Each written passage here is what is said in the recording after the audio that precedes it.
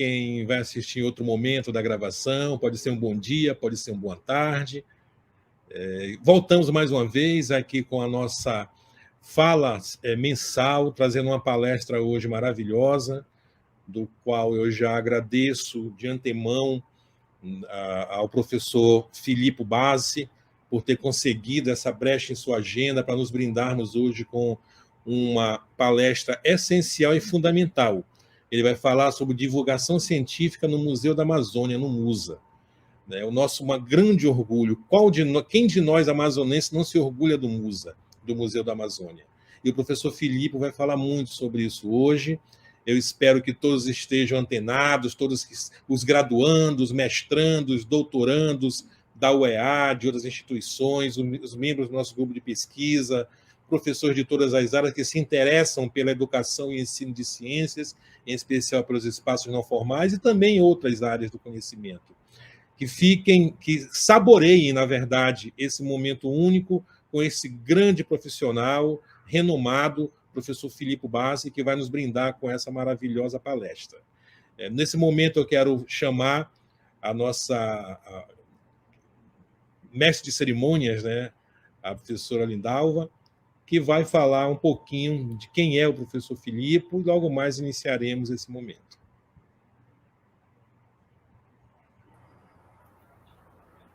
Olá, professor, obrigada. Uma boa noite para todas as pessoas que estão nos acompanhando nesse momento, na webconferência do GPENCEF. Nós estamos muito felizes por vocês estarem aqui nos acompanhando. Nessa noite muito especial, que nós temos o nosso querido professor, diretor adjunto científico e coordenador do MUSA, o professor Filipe. E antes de nós iniciarmos a nossa webconferência, só passando alguns avisos para vocês. Eu estou passando também para parabenizar o professor mestre Matheus Duarte, nosso amigo do grupo de pesquisa, que recentemente passou no doutorado. Nós estamos lhe parabenizando também. E para as pessoas que estão acompanhando, podem fazer perguntas e interações que nós iremos visualizar, e também podem, no finalzinho, nós iremos colocar a frequência, e aí vocês podem assinar, e quem precisa de certificação, especificam na frequência que nós iremos enviar, tá bom? E agora, nesse momento, com muita gratidão por ter aceito nosso convite de estar aqui conosco. Vou ler aqui um pouco do currículo do professor Filipe. Então, professor Filipe, seja bem-vindo. Muito obrigada. Professor Filipe é diretor adjunto e coordenador do Núcleo de Arqueologia e Etnologia do Museu da Amazônia, o MUSA, Manaus, Amazonas. O professor é doutor em Arqueologia pelo Programa de Pós-Graduação do Museu de Arqueologia e Etnologia da Universidade de São Paulo. A sua área de pesquisa é Arqueologia Amazônica e o título da sua tese foi Amaloca-Sacará, uma fronteira cultural no Médio Amazonas pré-colonial, vista da perspectiva de uma casa. O orientador do professor foi o Dr. Eduardo Góes Neves, membro da equipe do Laboratório de Arqueologia dos Trópicos, e o professor Filipe também possui graduação em Letras Clássicas e Arqueologia pela Universidade de Bolonha, na Itália. Esse texto foi informado pelo professor. Nesse momento, o professor Filipe Stefanoni, nós lhe convidamos a iniciar a sua apresentação. E caso o senhor desejar alguma coisa, o senhor pode me chamar ou chamar a Silene, que nós estamos aqui para lhe ajudar em qualquer coisa. E as perguntas, como eu falei ainda há pouco, no final da sua fala, nós iremos aí abrir nesse momento aí para as perguntas, as interações do pessoal, que eles são muito ativos, professor. Eles são aí todo o tempo falando. Ótimo. Boa noite, professora Lindalva, muito prazer. Agradeço muito, fico muito feliz de estar aqui hoje à noite. Eu mando uma boa noite para todas e para todos que estão nos acompanhando. É uma satisfação para mim estar aqui. Bom, hoje eu falarei um pouco do Musa, de quais são os mecanismos que no museu levam a gente a divulgar a ciência e o conhecimento sobre a Amazônia. E eu trouxe aqui algumas imagens e 2 vídeos que eu vou passar ao longo da apresentação. O assunto vai ser justamente como é que funciona assim, a criação e a divulgação do conhecimento dentro da instituição MUSA, o Museu da Amazônia, na qual eu trabalho, né?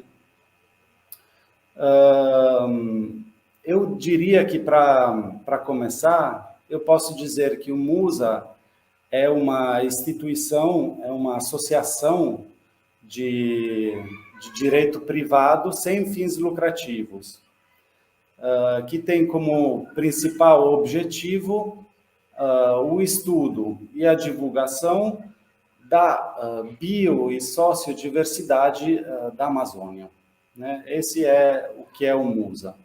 Agora, ele é também um museu, né?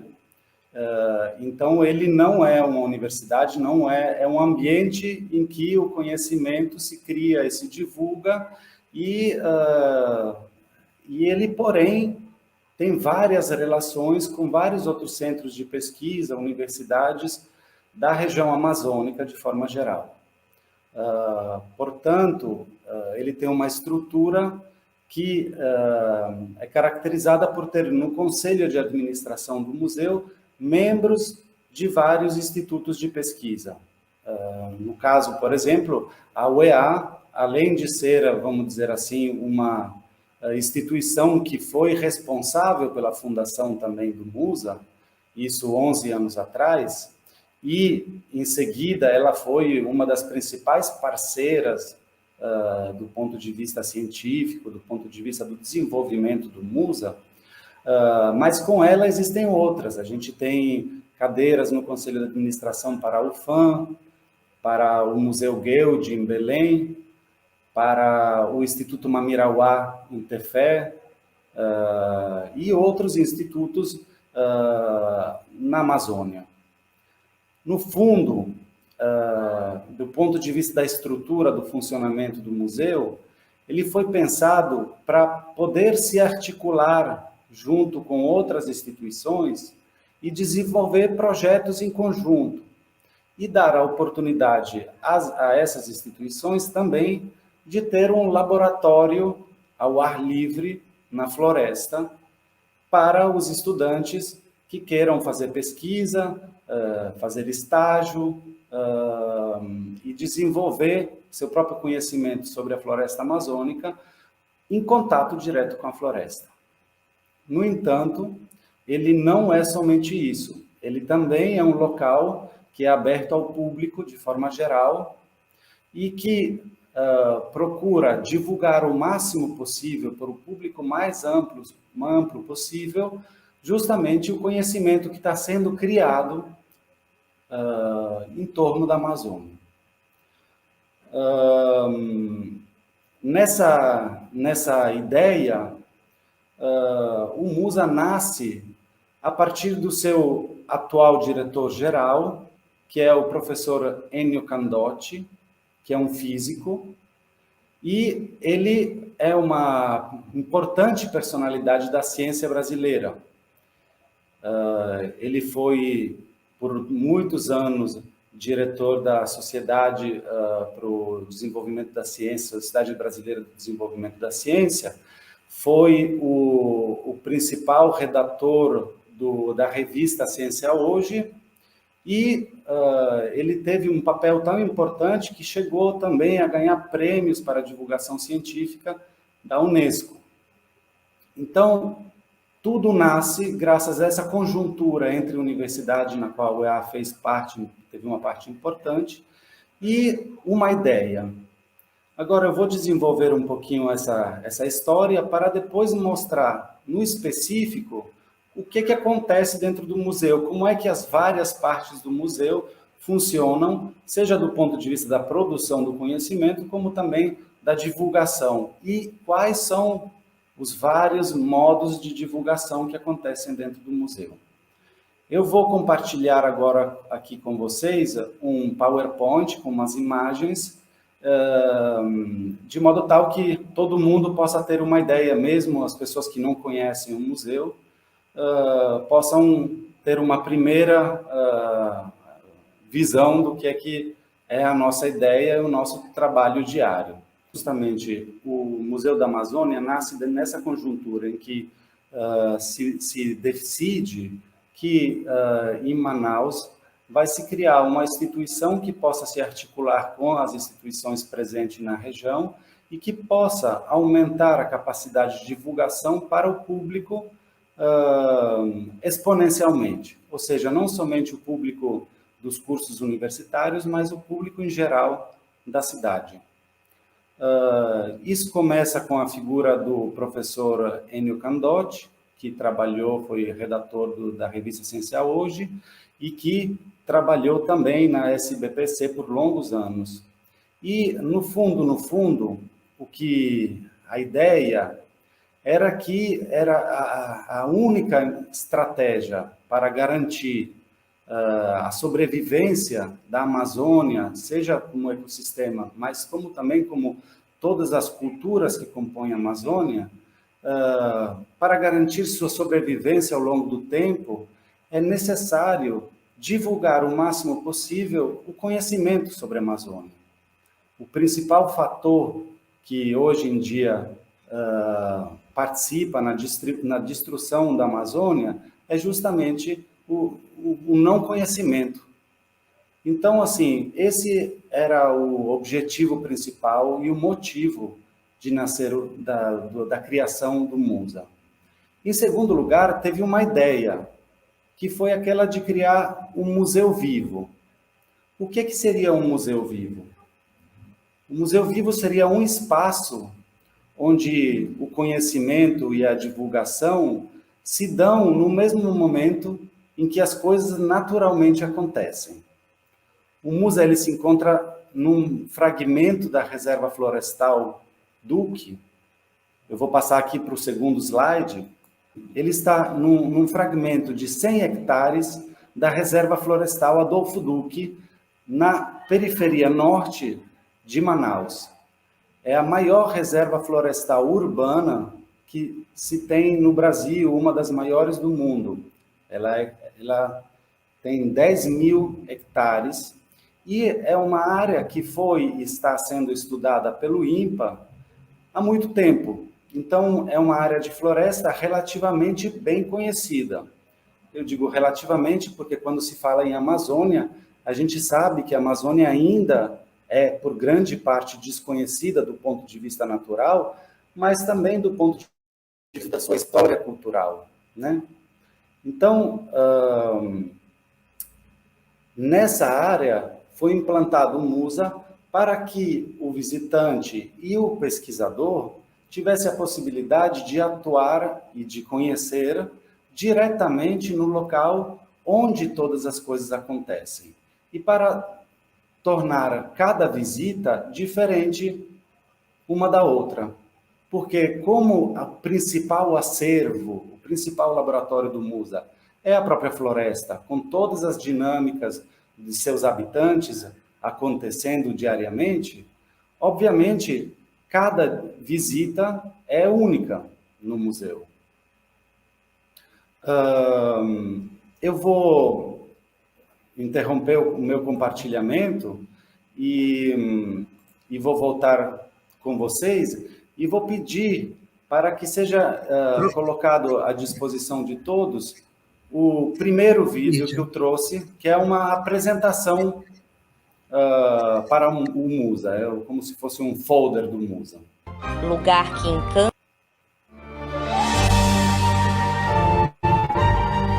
Manaus, capital do Amazonas. lugar que encanta com suas belezas naturais.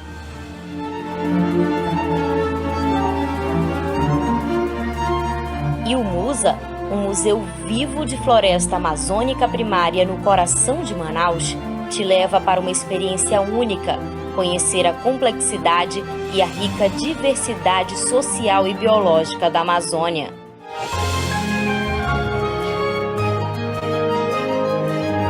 É preciso ir ao encontro da natureza para contemplá-la, e do alto é impossível não se deslumbrar.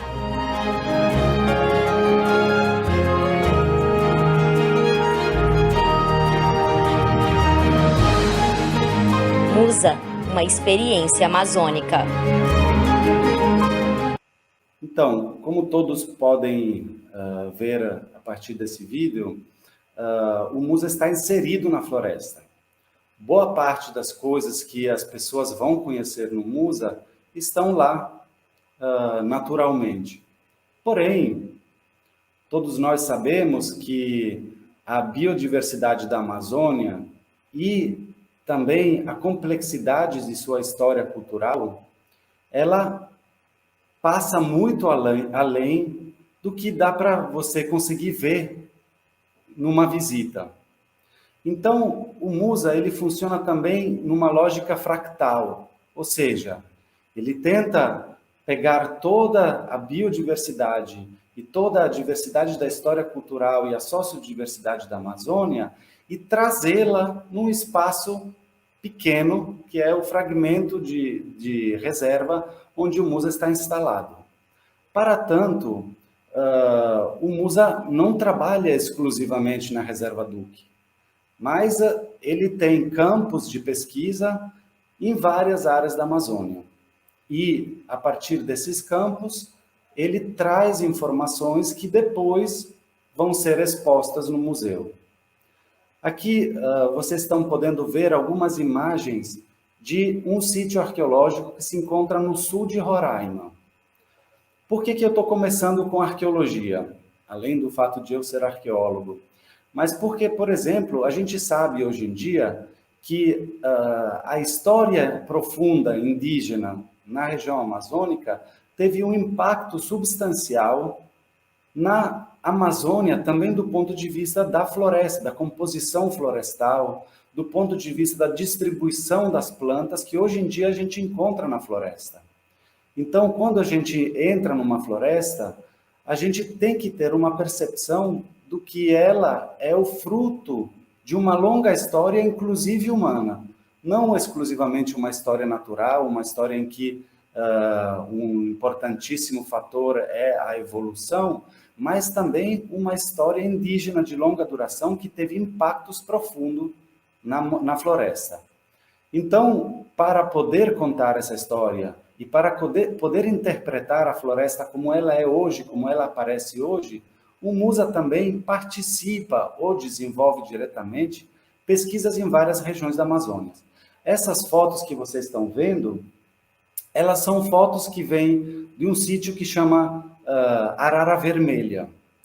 Ele está num município ao sul de Roraima, e são fotos que vêm de uma pesquisa feita no Museu de Arqueologia e Etnologia da Universidade de São Paulo, uma pesquisa de doutorado, feita pela arqueóloga Marta Cavallini, e que na qual o MUSA participa, junto com outras instituições da região. Aqui temos membros, por exemplo, do Instituto Mamirauá, temos professores da Universidade do Paraná, e temos professores da Universidade do Oeste do Pará, trabalhando junto. Então, a primeira coisa importante é que, para a gente criar conhecimento sobre a Amazônia, uma coisa fundamental é criar redes de conhecimento. A primeira relação que se estabelece, nesses casos, é entre os pesquisadores de vários locais, de várias instituições e um determinado local. Em seguida, as informações que são retiradas desses locais, elas serão compartilhadas com um público mais amplo. O que é a ideia desse projeto? A ideia desse projeto é criar um projeto participativo junto com as comunidades indígenas do Alto Rio Negro para pensar arqueólogos, historiadores, antropólogos e conhecedores indígenas, pesquisadores indígenas, para pensar todo mundo junto, cada um com sua maneira de ver a história e com sua maneira de entender como se deve contar essa história indígena, para trabalhar junto numa ótica de diálogo e repensar a história de longa duração do Alto Rio Negro. Pode passar de slide, por favor. Aqui temos, por exemplo, uma imagem em que pesquisadores do Museu Guild, pesquisadores da Universidade de Londres e do MUSA trabalham junto com pessoas que moram em São Gabriel, de diferentes etnias indígenas. E não somente a questão é divulgação, mas a gente faz a escavação junto. Nessa escavação, inclusive, participaram vários alunos da UEA, do curso de Arqueologia de São Gabriel da Cachoeira, e foi uma experiência muito interessante, porque para os alunos de Arqueologia foi a primeira escavação arqueológica. Para os arqueólogos já formados que vinham participar, foi a primeira vez, depois de décadas, que se fazia um trabalho de arqueologia no Alto Rio Negro. E para os pesquisadores e os visitantes e participantes indígenas, também foi a primeira vez em que eles mesmos trabalharam inseridos dentro de um projeto de arqueologia e começaram suas próprias reflexões sobre o registro arqueológico. Aqui embaixo tem alguns objetos que foram encontrados durante as escavações e outros que eram objetos que os moradores locais tinham coletado ao longo da vida. Podemos passar de slide. Todos esses objetos entram depois, num segundo momento, no MUSA, onde se tem os laboratórios, e aqui começa uma segunda fase de pesquisa, que é tentar tirar o máximo possível de informação dos objetos que foram escavados na etapa de escavação. Aqui, uma outra característica importante, que no MUSA a gente convida estudantes para se juntar a gente e participar nesse processo também de criação de informações sobre os dados arqueológicos brutos que vêm de campo. O próprio público pode entrar e visitar os laboratórios. Podemos continuar. Esses objetos, uma vez limpos e estudados, eles entram nos acervos arqueológicos. Podemos passar para a próxima. Aqui temos vários vasos de cerâmica, fragmentos provenientes de várias culturas da região amazônica, que compõem uma coleção que foi doada ao MUSA. Podemos continuar. E aqui começa a parte, vamos dizer, em que o MUSA trabalha exatamente como museu. Ou seja, todos esses objetos são catalogados, são organizados para quê? Para ser manejados de forma mais simples, para criar exposições, para dar oportunidade para outros pesquisadores que queiram estudá-los e, sobretudo, para a gente poder ter uma estrutura que seja visitável para o público. Aqui, através de um projeto que foi financiado pela FAPEAM, o MUSA está desenvolvendo um banco de dados digital, um banco de dados relacional, para justamente, podemos passar para a próxima, colocar em relação todos os tipos de coleções que são criadas dentro do museu. E que tipo de coleções temos no MUSA? Temos coleções de arqueologia, de etnologia, na realidade de etnografia, temos coleções de geologia, de paleontologia, de botânica e de zoologia. Todas essas coleções, na ótica do MUSA, elas têm que ser integradas para dar a oportunidade para os pesquisadores de trabalhar em conjunto, numa ótica transdisciplinar, né? Essa fase, que é uma fase de pesquisa, se traduz em seguida com a participação do MUSA e a participação ativa em encontros de especialistas, podemos passar para a próxima, como, por exemplo, as reuniões da Sociedade de Arqueologia Brasileira. Aqui temos o cartaz do encontro da SAB, que aconteceu em 2018, em que o Musa foi um dos organizadores, junto com o IFAM, que é o governo, a parte do governo que cuida do patrimônio material e imaterial, o Instituto Mamirauá, a Universidade de São Paulo, o Museu Amazônico da UFAM, e a gente pode continuar. E no Musa, justamente, esses conhecimentos arqueológicos são levados para o presente. Aqui vemos uma imagem de um encontro que aconteceu durante esse encontro da Sociedade Arqueológica Brasileira, em que a gente convidou no Musa não somente os arqueólogos, mas também representantes de vários grupos indígenas da região e também um certo número de chefes de cozinha.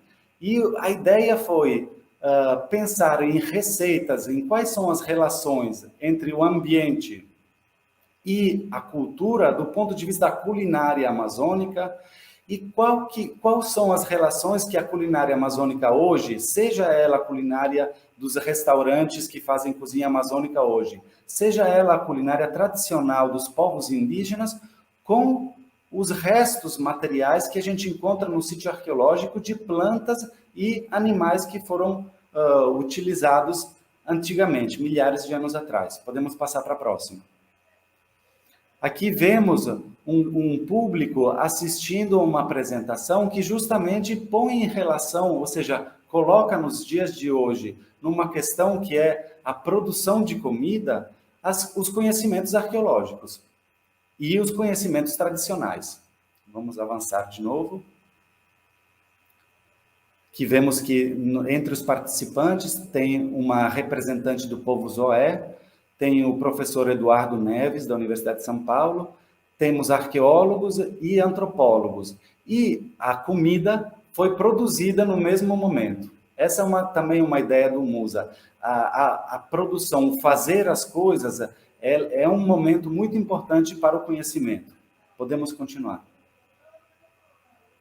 Obviamente, esse conhecimento, uma vez retirado do registro arqueológico, ele tem que ser inserido e tem que dialogar com outras disciplinas. Então, as exposições do museu, aqui essa é uma das primeiras exposições do Musa, e falava do que se encontra no Encontro das Águas, juntava arqueologia com biologia, com conhecimentos tradicionais e com os conhecimentos dos povos indígenas da região. Podemos continuar.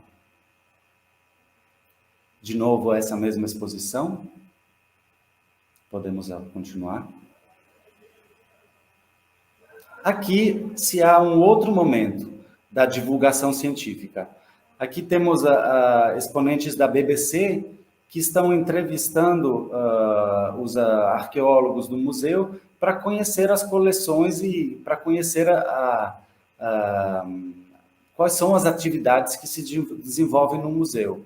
Então, assim, a gente viu que o processo de divulgação, ele começa com um diálogo entre o pesquisador e o objeto de pesquisa. Depois ele se articula numa comunidade científica, que ela participe ou não diretamente da pesquisa. E aí ela se abre, quando a pesquisa for uma pesquisa colaborativa, desde o começo, às populações que moram no local e que têm outros modos, por exemplo, de produzir conhecimento que não é o mesmo dos pesquisadores. E daí, numa forma caleidoscópica, passa sempre mais e aumenta o circuito de divulgação. Podemos continuar. Aqui a gente vê umas imagens de um trabalho que o Musa desenvolveu junto com as populações do Médio Rio Negro, da região de Santa Isabel, Médio para Alto Rio Negro, ligado ao conhecimento sobre mandioca. Cerca de 10 anos atrás, o conhecimento tradicional e as técnicas ligadas à roça, à produção de mandioca, todo o conhecimento da produção, o sistema agrícola tradicional do Rio Negro foi tombado como bens imaterial da cultura brasileira, na realidade. E aí, justamente, o Musa criou uma exposição justamente para divulgar o máximo possível esse conhecimento indígena que se tornou um conhecimento tão profundo e tão importante que hoje em dia alimenta centenas de milhões de habitantes no mundo inteiro. Podemos continuar. Agora temos uma lista, uma sequência de imagens ligadas à produção no local, em torno de Santa Isabel, dessa exposição. Continuamos. Podemos continuar. E chegamos à exposição como ela é hoje. O fator interessante é que essa exposição, ela não é uma exposição criada exclusivamente pelos antropólogos. Aqui temos a participação de importantes antropólogos do Museu Guild, de outras instituições, mas a gente tem uma curadoria que é compartilhada entre antropólogos e exponentes das populações indígenas, que são os detentores do conhecimento. Então, assim, foi uma exposição que foi pensada a muitas mãos. Podemos continuar? Aqui o público que vê as imagens gravadas lá em Santa Isabel, ao estar no Musa, e que pode escutar as vozes das pessoas que de lá falam como é que funciona o dia a dia numa roça, quais que são os conhecimentos profundos ligados à domesticação da mandioca. Podemos continuar? Outra exposição do Musa. A gente sabe que as relações entre cultura e ambiente são muito importantes. A gente viu antes a da mandioca. Nessa exposição, a gente aprofundou no conhecimento sobre as relações entre as populações do Alto Rio Negro e a pesca.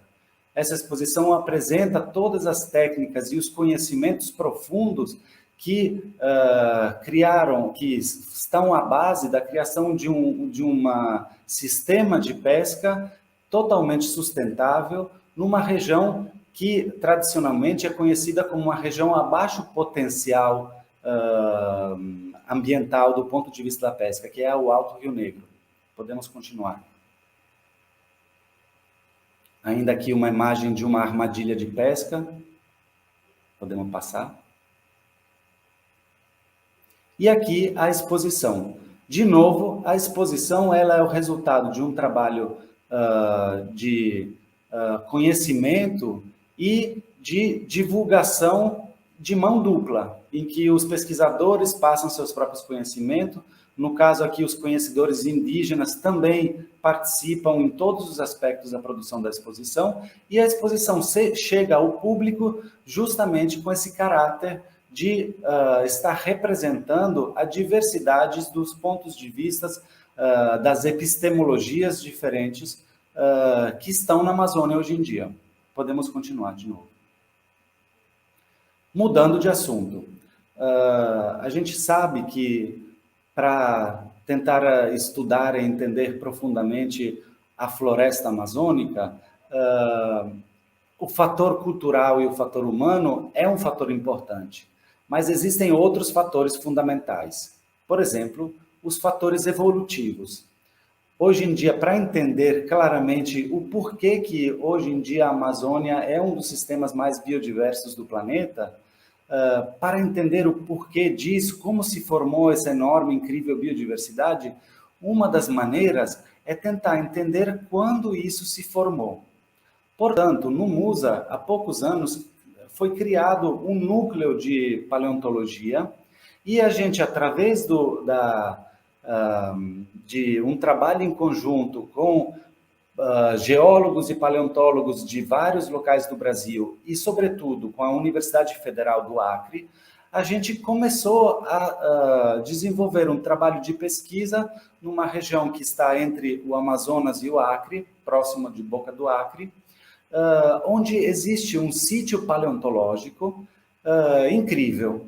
E esse sítio paleontológico nada mais é do que um pedaço do enorme quebra-cabeça que levou à formação da biodiversidade amazônica. Ou seja, aqui a gente tem extremamente bem preservados fósseis de animais e vegetais do período do Mioceno, ou seja, mais ou menos 5, 10 milhões de anos atrás.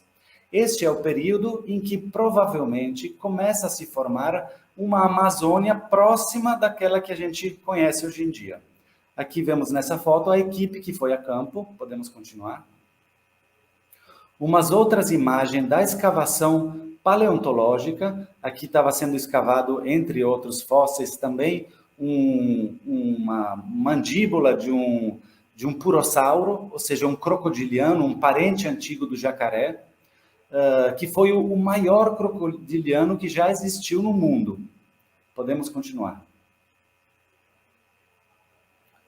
Esses materiais, depois de campo, eles chegam no laboratório do Musa, e aqui começa um outro aspecto do trabalho. Esse aspecto, como vocês veem, tem fotos de pessoas trabalhando com os fósseis. Essas pessoas são estagiários que provêm de várias universidades aqui, da UFAM, da UEA e de outras universidades, e que trabalham voluntariamente no Musa e aprendem a lidar, a tratar os fósseis, e a maior parte deles são estudantes de biologia e começam a ter uma visão mais aprofundada do ponto de vista histórico, evolutivo, sobre seus assuntos de pesquisa. Podemos continuar. Para o grande público, em seguida, a gente cria uma exposição. No caso, essa exposição é Passado e Presente, Dinossauros da Amazônia. Foi uma exposição que o Musa criou para mostrar esses animais que a gente encontra fragmentados como fósseis nos sítios paleontológicos. A gente, depois de um trabalho de análise em laboratório, a gente começa um segundo trabalho, e aqui entra uma outra fase da pesquisa, em que ciência e arte se misturam. A gente recria réplicas em formato natural, 1 a 1, em escala 1 a 1, dos animais que a gente escava nos sítios arqueológicos. E aqui eu peço, por favor, de colocar o segundo vídeo.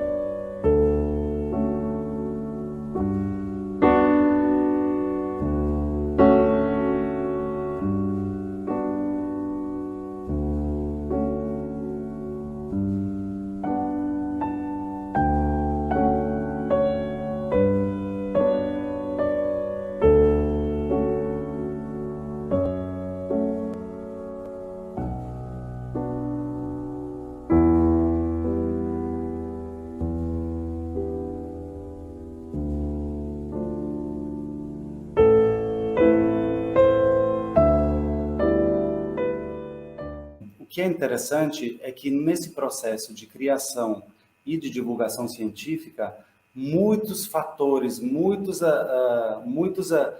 profissionais de várias áreas, e há contribuições de vários tipos de pessoas que se envolvem com o Musa num circuito sempre maior de criação e divulgação da ciência.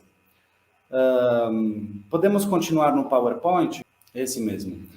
Então, aqui vemos, por exemplo, a exposição. Ali atrás tem uma reprodução de uma preguiça gigante, Eremotherium.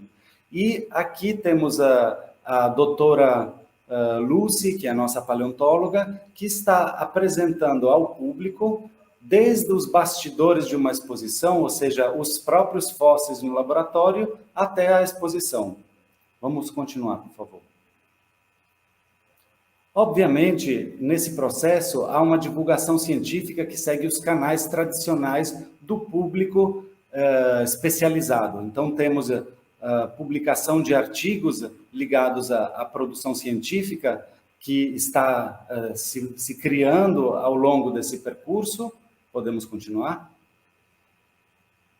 Algumas dessas informações, elas são reelaboradas pelos órgãos de divulgação de amplo espectro, como, por exemplo, aqui temos uma publicação na Folha de São Paulo, em que o trabalho em que o Musa também participou, aqui, obviamente, não é somente o Musa, mas são vários grupos de pesquisas, dentro dos quais existe o Musa também, mostrando os resultados das pesquisas. Podemos continuar?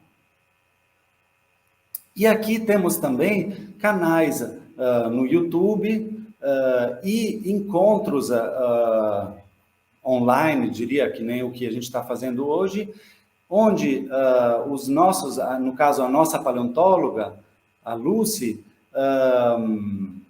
Souza, ela explica para o grande público todo o conhecimento de paleontologia e biologia sistemática dela, com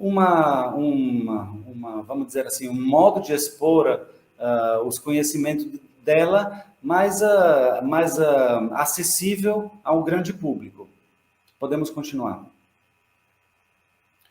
Como falei antes, a arte entra em vários momentos. Aqui a gente tem umas imagens de umas aquarelas do artista indígena Feliciano Lana, que faleceu, infelizmente, durante esse período do Covid, e a gente já fez uma exposição sobre a arte dele, que ilustra aspectos da mitologia do Alto Rio Negro, e hoje em dia vamos criar, em breve, uma nova exposição em que as obras de arte dele são inseridas dentro do contexto do Covid dentro das terras indígenas no Brasil. Podemos continuar. O convite à arte como meio de divulgação científica, ela faz parte na produção das exposições. Aqui temos um outro artista que colabora muito com o Musa, o Roberto Soares, na produção de uma cenografia de uma exposição. Podemos continuar. E aqui também instalações artísticas num projeto de arte na floresta, em que a gente convida artistas amazonenses a expor suas próprias artes, utilizando ambientes de floresta e também materiais que se encontram na floresta. Podemos continuar. Aqui podemos passar os próximos slides, que são todos de arte na floresta. Podemos passar de novo. De novo, vou encurtar um pouquinho. E aqui a gente tem um trabalho com o público em relação à biologia. A gente tem, por exemplo, uma área em que a gente explica para o público, mostra para o público a grande variedade botânica que você vai encontrar também nas trilhas na floresta. Podemos continuar? Aqui tem a casa de aranhas e escorpiões. É um outro laboratório vivo em que pesquisadores e públicos podem conhecer o comportamento e as características principais da fauna amazônica. Podemos continuar? E aqui, justamente, esse trabalho nesses laboratórios leva à criação de guias de espécie. No caso, a gente falou de aranhas e escorpiões, estamos falando dos aracnídeos. Então, deste dia a dia, se criam também guias que servirão para o público em breve. Podemos continuar? O mesmo trabalho é feito para as borboletas. A gente tem um borboletário e temos um laboratório em que a gente trabalha, reproduz as borboletas. Podemos avançar? Aqui algumas borboletas que a gente tem na reserva. Podemos continuar? E aqui o nosso laboratório com pesquisadores do Musa e estagiários que passam alguns meses no Musa aprendendo como se trabalha junto com as borboletas. Podemos continuar de novo? Aqui a Jaime, que é a coordenadora do borboletário, e temos justamente todo o processo que vai levar ao surgimento das borboletas que depois estarão no borboletário. Podemos continuar. Esse é o laboratório de borboletas.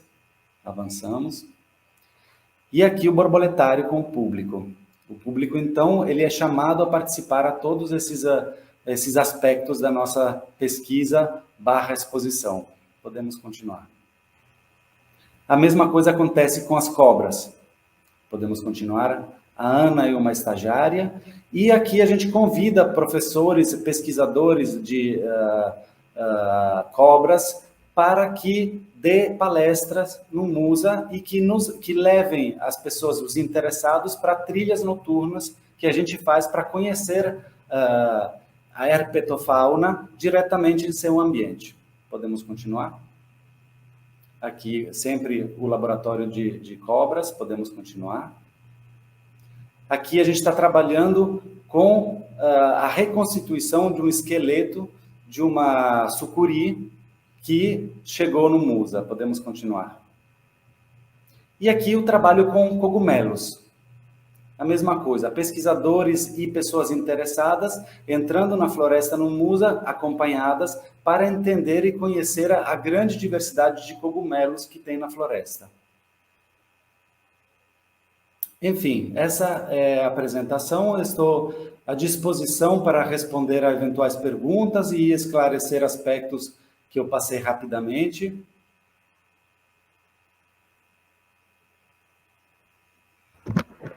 Obrigado, professor Filipe.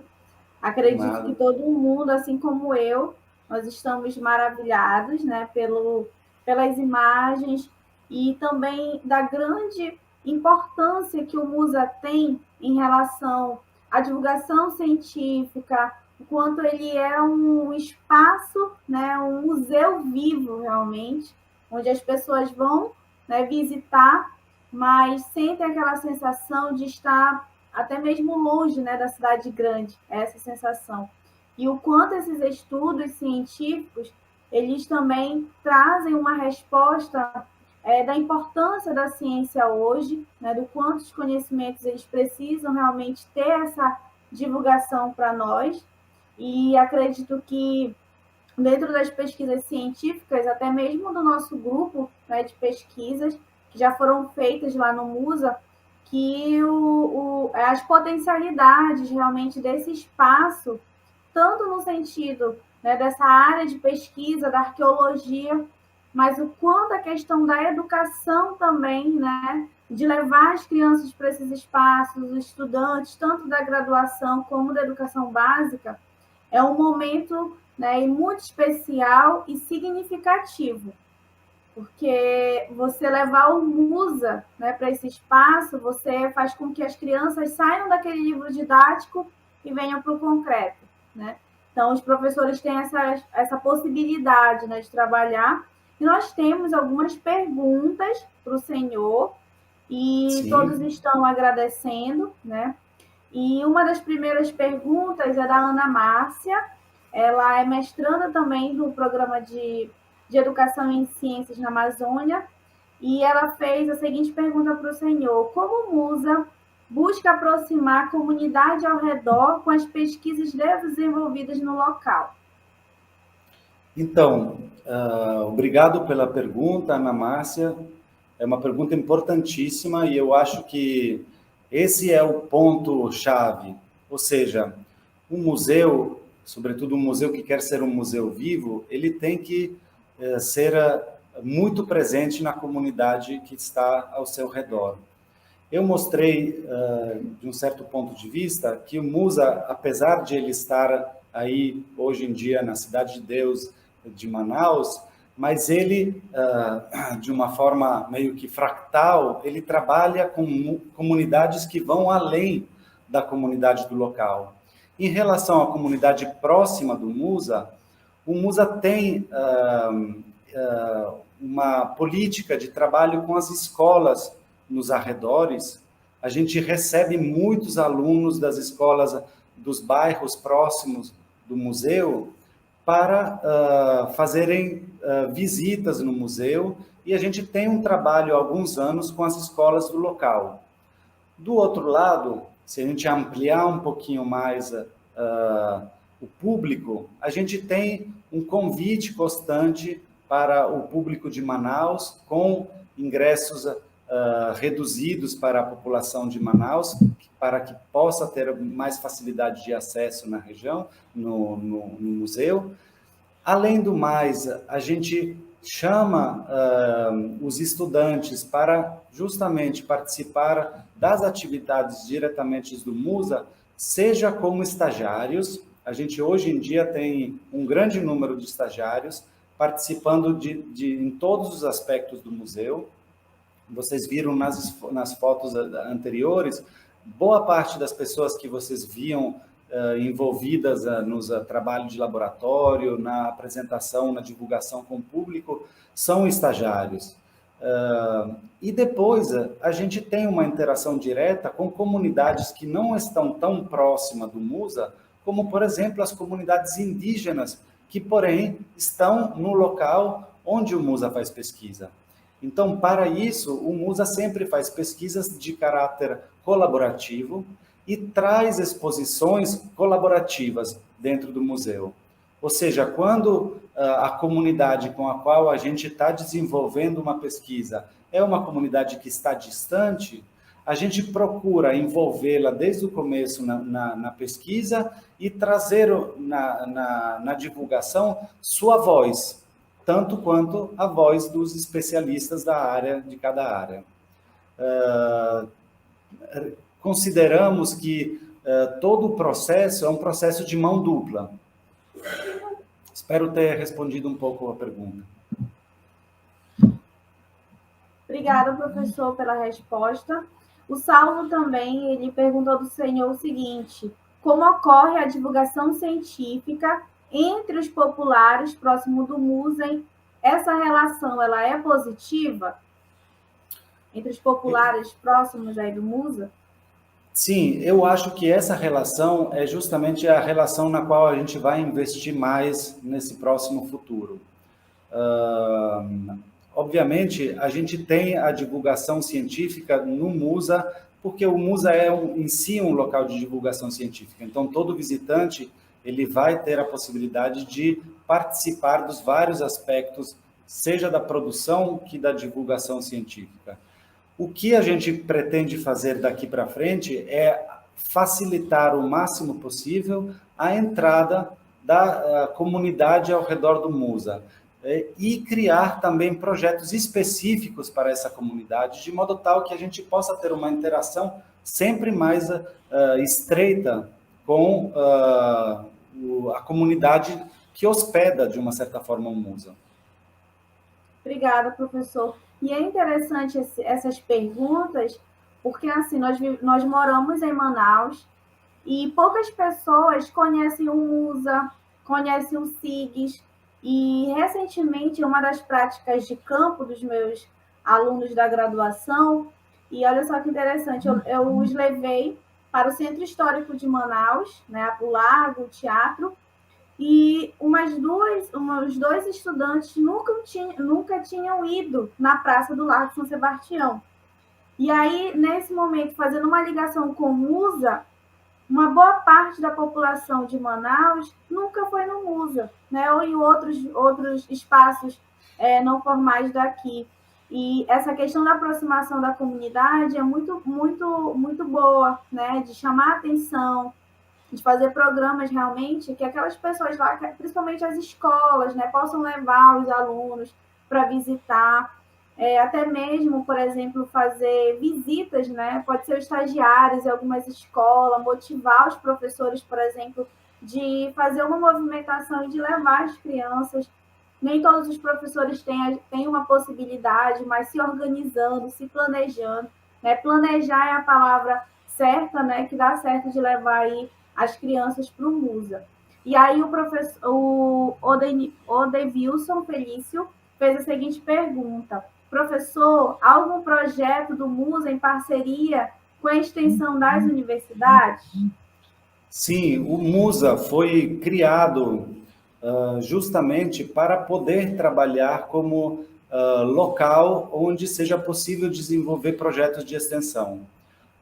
Não é ao acaso que justamente a representante de todas, não todas, mas de uma grande parte dos institutos universitários e de pesquisa da Amazônia no Conselho de Administração do Musa. O Musa está aberto e atualmente já tem trabalhos ativos, por exemplo, com a UEA, mas também com outras universidades.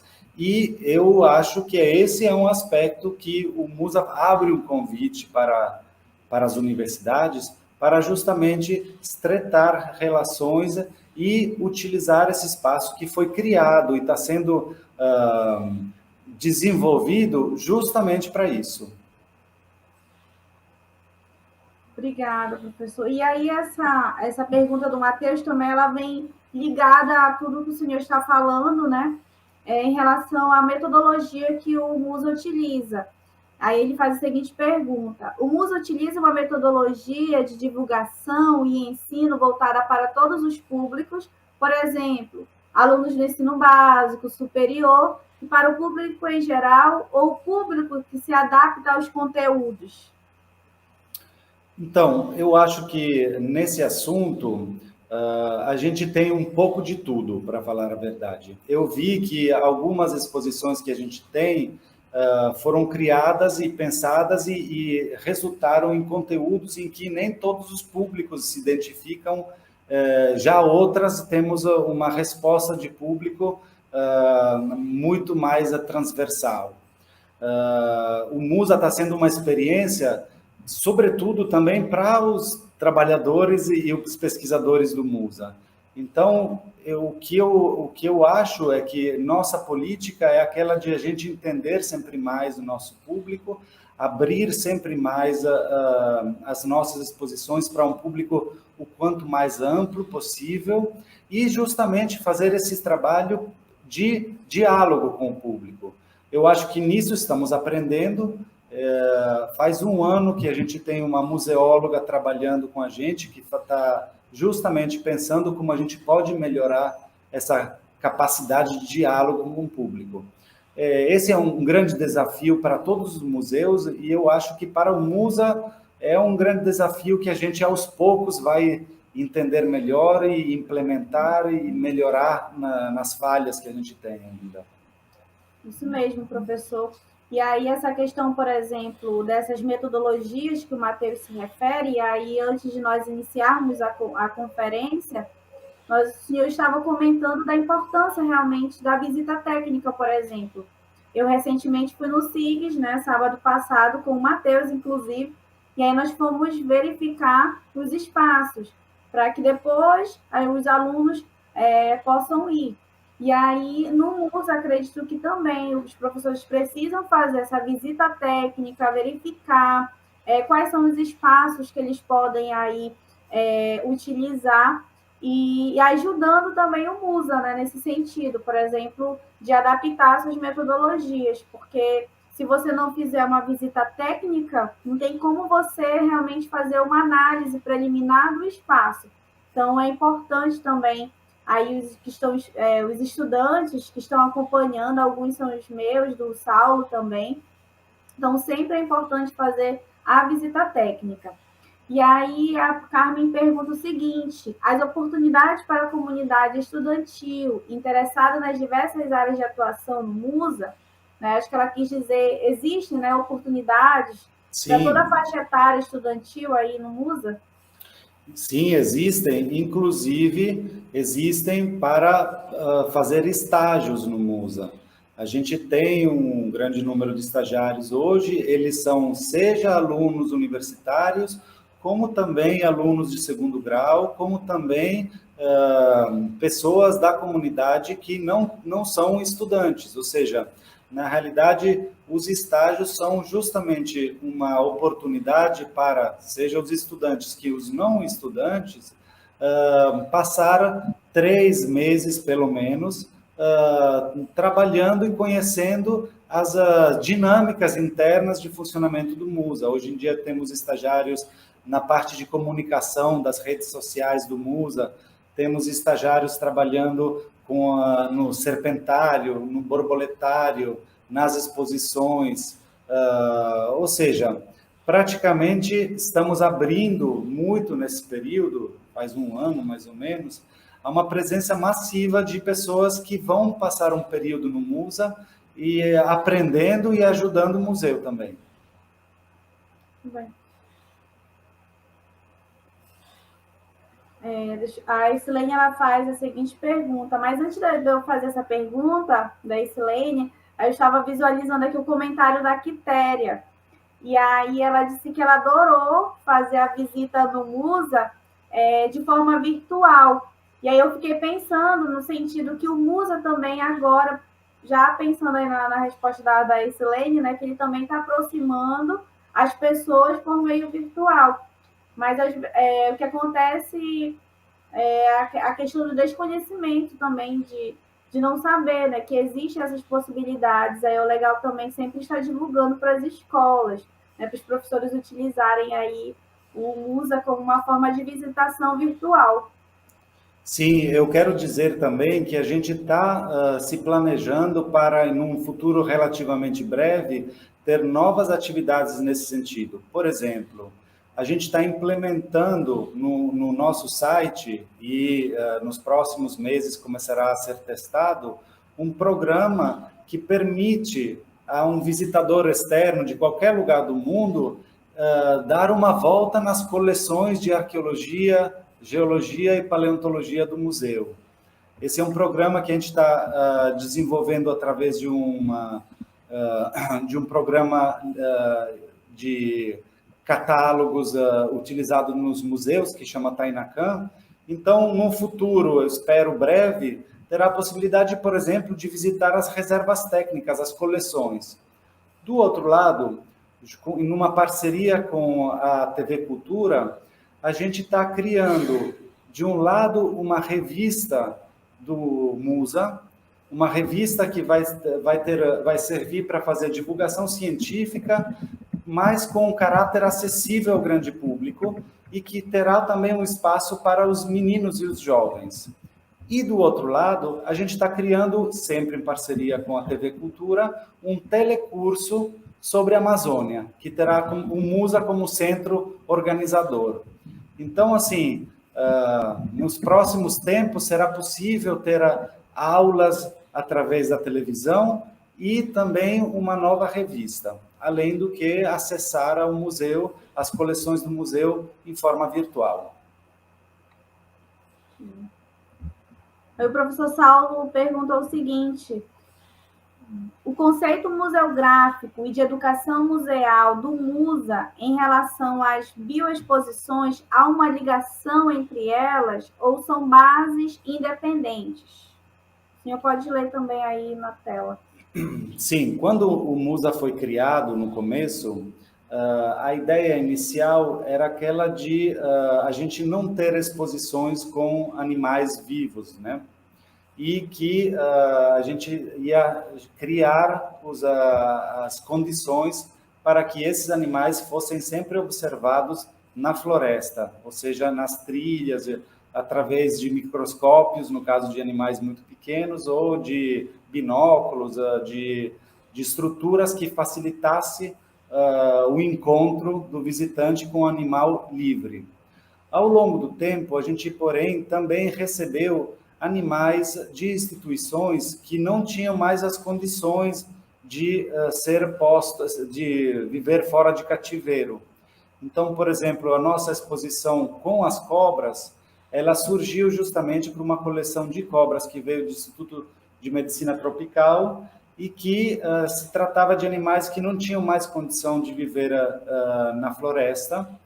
Já em outros casos, a gente também recebe animais, por exemplo, do semibio, mantém ele por um período breve e depois devolve à floresta esses animais. Na verdade, o Musa é um museu vivo também desse ponto de vista. A gente está crescendo de forma orgânica e toda vez a gente encontra novos desafios. Okay. Temos mais alguma outra pergunta? Sim. Aí tem uma experiência também na Miceia, professor, além da quitéria que eu ainda há pouco falei, né? Tem várias pessoas contando algumas experiências bem legais. Aí ela diz: recentemente, levei meus alunos que são privados de liberdade em uma aula passeio no Musa. Foi uma experiência incrível. Eu acho sim, fantástico isso. Aliás, eu acho que esse é um convite que eu queria fazer justamente para a gente criar as condições para que essas visitas sejam mais frequentes. Eu acho que é muito importante, o Musa é muito aberto em relação a criar relações para justamente tornar essas visitas mais frequentes, para dar a oportunidade para passar horas conhecendo, passeando nas trilhas do museu. Eu acho que é uma coisa que o Museu da Amazônia é muito feliz nisso. Verdade. A Márcia aí novamente. o Musa está sendo amplamente divulgado, inclusive nos meios de comunicação. Olha, ela está antenada aí. Isso faz parte de uma estratégia para cada dia mais popularizar o espaço? Sim, sim. A gente, na realidade, isso foi uma coisa que a gente já tinha, mas que hoje decidimos de aumentar a capacidade de divulgação do museu. A gente aumentou, criou uma pequena equipe que a gente pretende, de uma certa forma, fixar no museu, criar uma equipe fixa de comunicação, porque a gente viu que é fundamental isso. Para uma instituição como o Musa, para nossos objetivos, alcançar nossos objetivos, isso é importantíssimo. Mais ainda, diria, neste período que todos nós passamos e estamos ainda passando, que é o período de pandemia, é um período que foi muito complexo para o museu, que ele, como boa parte do público sabe, ele vive dos ingressos, né, dos visitantes. Então, foi um momento em que a gente repensou um pouquinho as nossas estratégias e decidimos de aumentar o máximo possível o nosso alcance. E a Carla Valente, professora, é minha aluna da faculdade. Antes da pandemia, eu tinha ido conhecer o Musa pela primeira vez com meu esposo e meu filho. Nós adoramos. Obrigado, Carla. Então, voltem de novo agora, que temos novas exposições, e dependendo da idade do filho, mas qualquer idade eu acho que ele vai adorar, essa nova exposição de paleontologia com os dinossauros e a megafauna vai ser com certeza um momento interessante para ele e para todos vocês.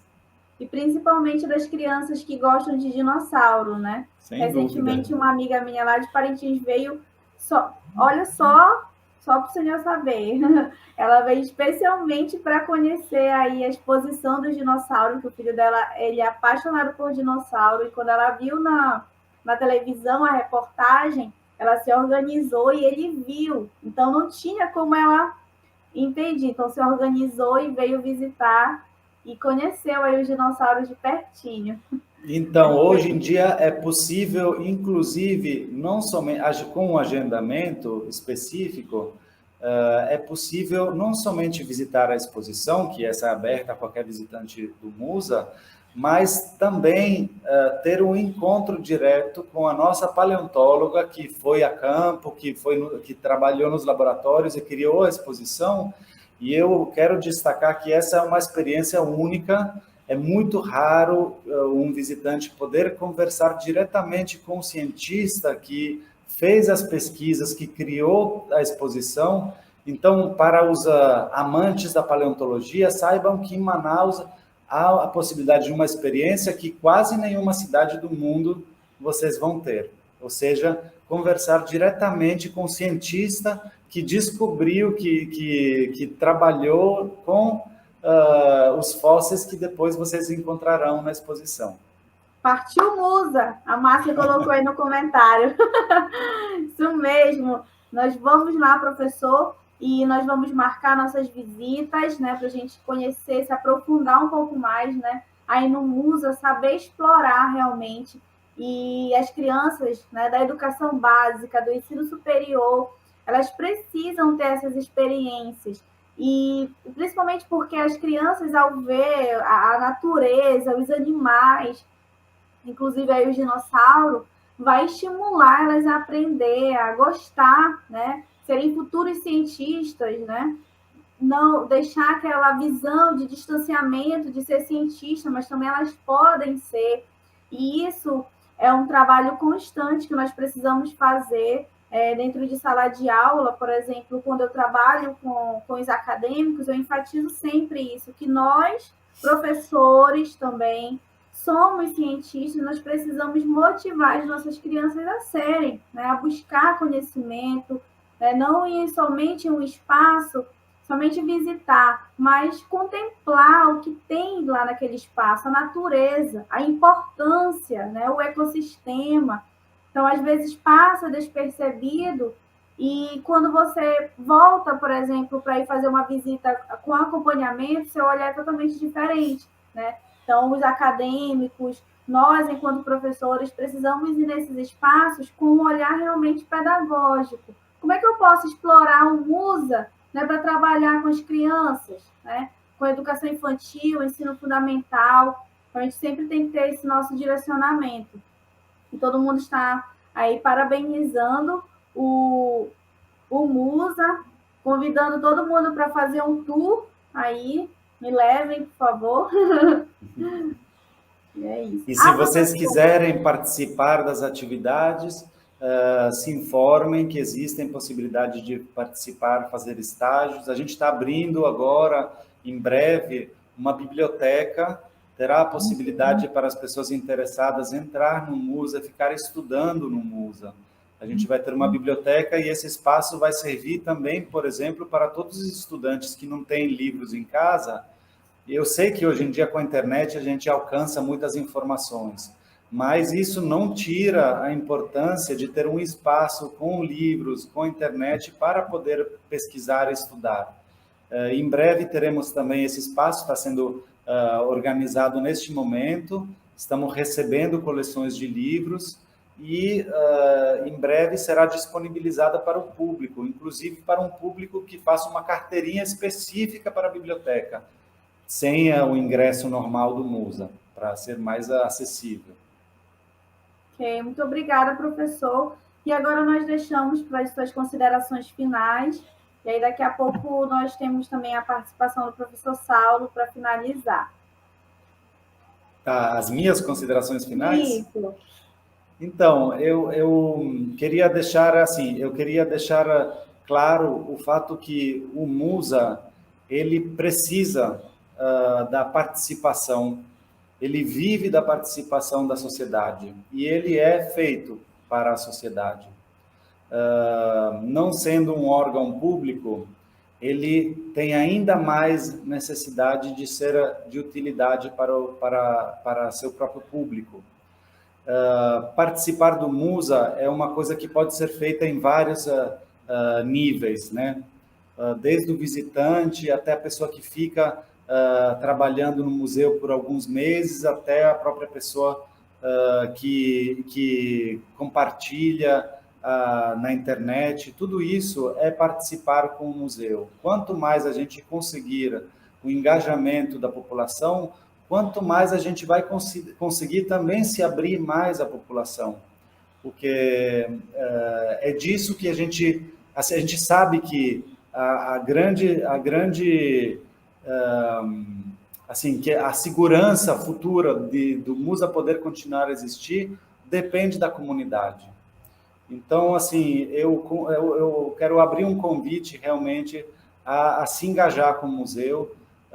O museu tem um objetivo que é aquele de divulgar o máximo possível e aprofundar os conhecimentos sobre a floresta, porque a gente sabe que esse é o único modo de a gente garantir longa vida à Amazônia e suas culturas, né? Sejam elas as tradicionais ou seja a cultura cotidiana de hoje das grandes cidades.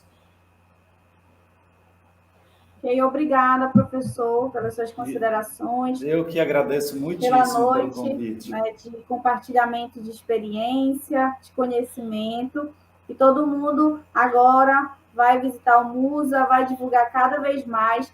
Pessoal, sigam também a página do nosso grupo de pesquisa, inclusive do Musa, né? O Musa tem um Instagram, eles sempre estão postando fotos, fazendo uma interação lá com o pessoal, né, professor? Fazendo algumas enquetes, é muito legal. E agora, nesse momento também, professor, nós convidamos o professor Saulo, que irá fazer o sorteio de um livro, e as pessoas que assinaram a frequência, né? Poxa vida, meu nome não está lá. Nossa! Poxa vida! Seja bem-vindo, professor Saulo. Obrigada pela sua presença. Boa noite, professor.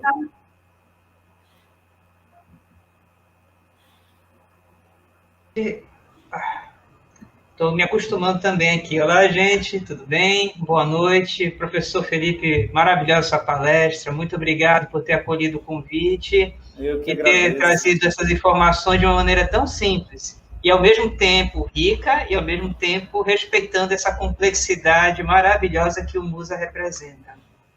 Muito importante isso tudo.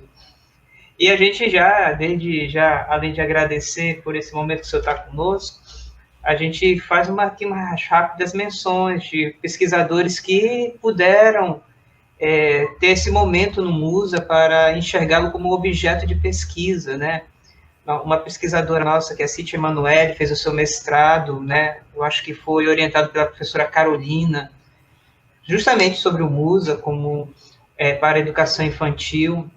A professora Ileia também, se eu não me engano, ela fez um levantamento dos lugares mais visitados na parte de educação não formal em ciências, e ela deu um espaço para o Musa. E a gente tem visto assim um repetir, né, dessas citações e desse olhar para o Musa como esse espaço de divulgação científica, de educação em ciências, e especialmente com aquele olhar de trazer os escolarizados para não deixar a educação não formal de lado. E a gente fica feliz que todo mundo cresce com isso, né? E realmente pode ser um pouquinho longe o Musa, mas tem que ser um pouquinho longe mesmo para poder enxergar tanta coisa bonita, preservada, estruturada. Sim, é um caminho que vale a pena. Nesse mundo em que todas as coisas estão no nosso celular, ir ao Musa dá aquela... É um trabalho, mas vale a pena. E a gente espera que sempre mais faça sentido entrar na floresta, visitar as exposições, porque é através desses esforços que a gente consegue alguma coisa, né? Isso mesmo, esses esforços, né? Assim, não é fácil. E eu entendo que assim, o trabalho de vocês também, especialmente nessa pandemia, como nossos professores da universidade, que tirou da fraqueza a força, superando sentimentos e privações para poder manter a ciência viva, manter o trabalho com os estudantes, manter a divulgação e, ao mesmo tempo, a memória de todas essas atividades, que é fácil, às vezes, sucumbir a um certo desespero, a um discurso negacionista, e está ali marcando espaço, colocando que a ciência amazônica ela é relevante, importante, tem trazido contribuições e está presente, né? Novamente? Sem dúvida, sem dúvida. Obrigada aí, professor. Agradeço muito a todos vocês e também as pessoas que colocaram essas perguntas tão interessantes, que tocaram justamente nos pontos mais nevrálgicos. É através dessa participação que a gente vai conseguir melhorar, né, nossa atuação e, de forma geral, que a gente vai conseguir, como sociedade, a ter uma maneira de viver nessa região melhor, mais cidadã, mais harmônica, mais ativa, né, mais despertada. Isso mesmo. E graças a Deus, podendo trazer tudo isso como uma forma de poder instruir, de poder trazer sabedoria, de poder trazer esses valores, esse sentido de ser amazônico para um universo hoje um tanto urbanizado, um tanto perdido nessa pós-modernidade que é consumo. Não, gente, vai além do consumo. Nós temos muitas coisas bonitas que a gente precisa arraigar. Professor, novamente, obrigado. E já estão me lembrando aqui, por favor, para eu fazer o sorteio, para não me empolgar muito. Então, eu tenho que obedecer. E eu sou mandato. Receba também, professor, nosso abraço, tá? Mesmo que virtual. Eu que agradeço muito. Um abraço a todos vocês. Gente, eu vou apresentar o livro que nós vamos sortear como nossa promessa. Ó, tá aqui, bonitão ele. Psicologia da aprendizagem, a teoria do condicionamento ao construtivismo. Só para poder deixar aí alguns babando um pouquinho. Eu não podia participar. Olha, você perdeu aqui um livro bonito, olha. Ele fala sobre Skinner, a teoria da Gestalt, Freud sobre a teoria do inconsciente aprendizagem, Piaget, Vygotsky, Vallon, Roger, Emília Ferreira, tão conhecida da pedagogia, e uma sessão especial sobre motivação em processo de aprendizagem. Ó, gente, muito bom. Vou aqui sortear. Ó. Você que veio, parabéns. Toda vez que você vier na reunião, vai ter sorteio e com certeza alguém vai sair sorrindo, né? E também eu consegui mais um volume do livro que nós demos para o Matheus, que é exatamente temas sobre ensino de ciências e espaços não formais, avanços e perspectivas, lançado em 2016, justamente com o nosso saudoso líder eterno, professor Augusto Faxim Teran. E, novamente, para deixar aí com água na boca, capítulos sobre alfabetização científica no lar, espaços não formais no Baixo Amazonas, como processo de alfabetizar cientificamente, reflexões sobre o ensino de zoologia, ensinando sobre conservação de recursos hídricos, didática e epistemologia para espaços não formais, indagação aos estudantes durante a aula passeio, processo de aprendizagem junto ao INPA no projeto Peixe-Boi, análise de placas informativas, produção de escrita de estudantes, neurociência, aprendizagem e estratégias cognitivas. Olha, tudinho.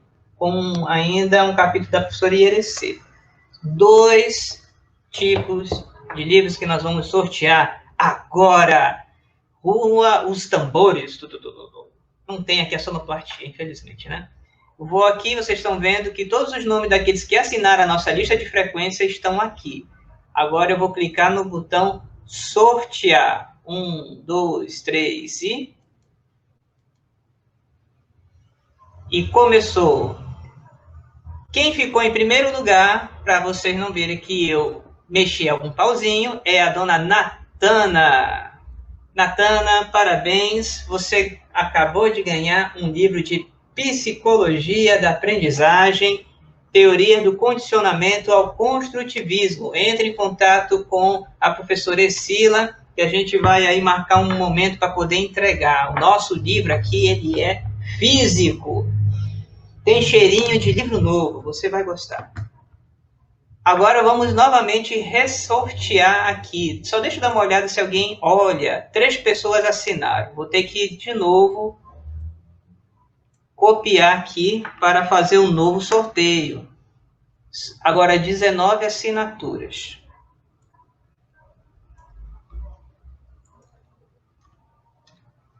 1, 2, 3 e sorteio.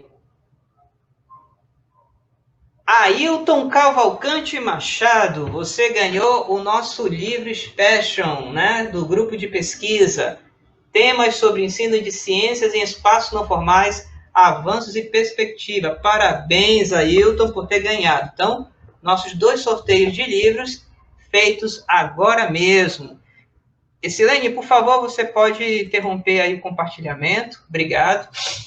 Gente, então, em nome do nosso grupo de pesquisa, em espaços não formais, novamente agradecemos ao MUSA, agradecemos na pessoa do Dr. Filippo, professor Candotti, e todos os pesquisadores que estão aí batalhando, trabalhando para poder fazer uma ciência amazônica de qualidade, com disponibilidade ao público, não somente fechado nas 4 paredes do mundo acadêmico, mas para além do mundo acadêmico, envolvendo a arte, envolvendo o diálogo e envolvendo a comunidade. Parabéns novamente ao MUSA, e queremos agradecer você que também assistiu até esse presente momento.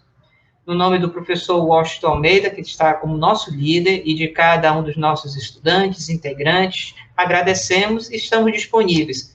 Nos busque nas nossas redes sociais, Facebook, Instagram, aqui mesmo pelo próprio YouTube. Você pode assistir essa palestras e muitas outras. Fazemos uma por mês. E, querendo pesquisar mais sobre espaços não formais, seja na educação infantil, educação básica, ensino superior, dê uma piscadinha. Nos procure também no nosso site, espaçosnãoformais.com.br, e mande lá o seu e-mail. Se você tem esse interesse de se aprofundar nessa temática, com certeza aqui é o local certo. Um abraço a todos, tenham uma boa semana, se cuidem, e não se esqueçam, ainda a pandemia existe. Use máscara, distanciamento social, se vacine. E você que cuida da educação, multiplique essa corrente de amor por cada um. Até mais, queridos.